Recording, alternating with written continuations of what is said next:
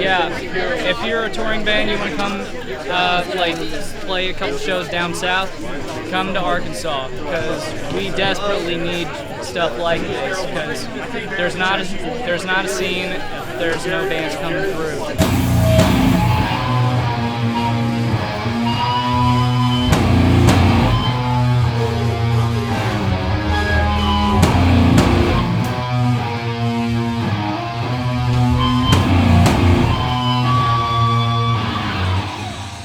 This is Stan Leszewski from the band Terminal Nation.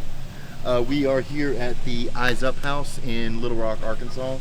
About to go see Second Life, Sanguisugabog, 200 Saboons, and Terminal Nation tonight. It's the first show after the pandemic, so I'm kind of excited. First show in the city after the pandemic. Hoping to see a lot of new faces here. Shit was kind of crazy during the pandemic. Some bands popped up. Actually, Second Life, who's opening tonight, it's their first show ever, and they've been a band for like a year. Just with the pandemic, they hadn't been able to play.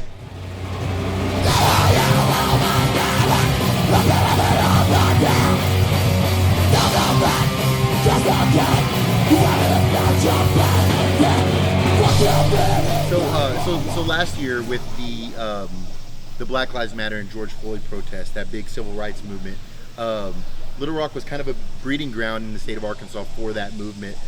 Just a few blocks that way is the Arkansas State Capitol, and then a few blocks that way is Central High School, a very historic landmark for the civil rights movement. This is Central High School, Little Rock, Arkansas. Troops, which for nearly 3 weeks lined the sidewalk here in front of the high school under orders to keep the colored students out, have been replaced now from their orders to comply with the law, which means let the Negro students in if they come in. We were Terrence Roberts, Jefferson Thomas, Thelma Mothershed, Elizabeth Eckford, Ernest Green, Carlotta Walls, Melba Patillo, Minnie Jean Brown, and Gloria Ray. I got no business out here. This is our school, not theirs. They have their own. When the protest came to fruition, it was kind of an opportunity for us to kind of go out and practice what we preach. I know a lot of the kids I'm seeing here tonight were out in the streets marching, standing up for fucking Black lives, for what they believe in. At some point during the protests, some folks shut down Interstate 630 over here, which was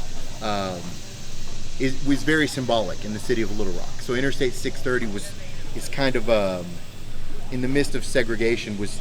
There was a Dunbar neighborhood, which was a thriving black neighborhood, and that interstate was put there and just kind of tore the city right in half, split up this black community, and so for us during those Black Lives Matter protests to kind of shut down I-630 was super powerful. Coming out of the pandemic, I think Arkansas may be a little slower than most places rolling out of the pandemic, but my hope is to have a lot more new, younger faces at shows. And not only that, I think in the last couple of years, last year especially during the pandemic, it's given people of color, marginalized folks, trans folks, things like that, an opportunity to kind of take a platform and realize that their voice can be heard.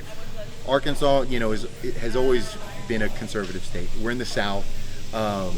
It hasn't always been known for being the most forward-thinking group of people, but hopefully with us and then the new wave of kids coming along, we can kind of, change the narrative here and, give a platform to maybe voices that haven't been heard or need to be heard, as shows go on. Black Lives Matter. Trans women are women. Landlords are fucking leeches. We live in a country that has more empty homes than homeless people. But since you can't turn a profit off it, people are left to fucking freeze in the streets. We live in a country where we produce enough food to feed 3 times our current population. And people fucking bullshit to you and tell you we have overpopulation. People would rather throw food in a fucking dumpster than let someone who's hungry have access to it because they can't make a profit off it. Fuck that shit. Understand overwork, capitalist curse, underpaid, understand overworked, capitalist curse. Yeah, it's the Eyes Up House. Pretty much got in here around 2018. We've been doing shows because Little Rock's got like 2, 3 other places, but they're all bigger. And so I remember feeling bad for like the touring bands who would come through, and like it happens Tuesday night, 15 people pay, and in a big spot it just doesn't look that good. But in a little room like this, even 15 heads, if the energy's right, it still looks good. So I don't know, like I kind of see this spot as like the future stepping stones, like to the other venues when local bands are building themselves up and stuff. I don't know, it's just community. I don't ask for any money. I don't ever ask for a cut. I'm always happy to help any way I can. That's pretty much it. Eyes up, house.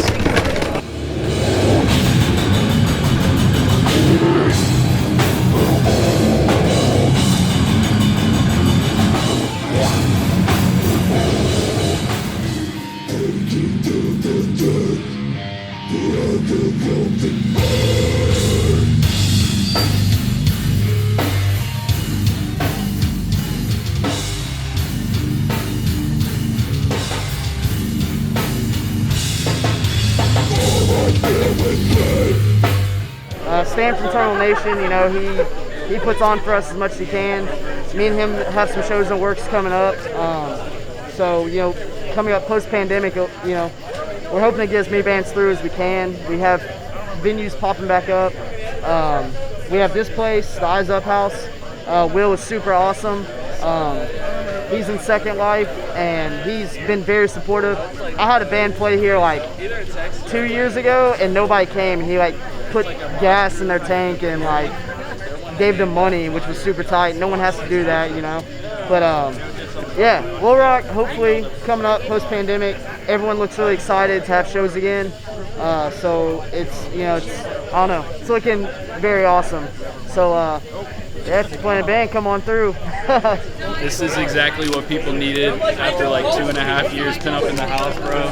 Just getting all the stress out, getting all the anxiety out. If you're a band looking to tour, look, we need this, but we'll go hard. This show was insane. Shout out Terminal Nation, Stan, you're the man, dude.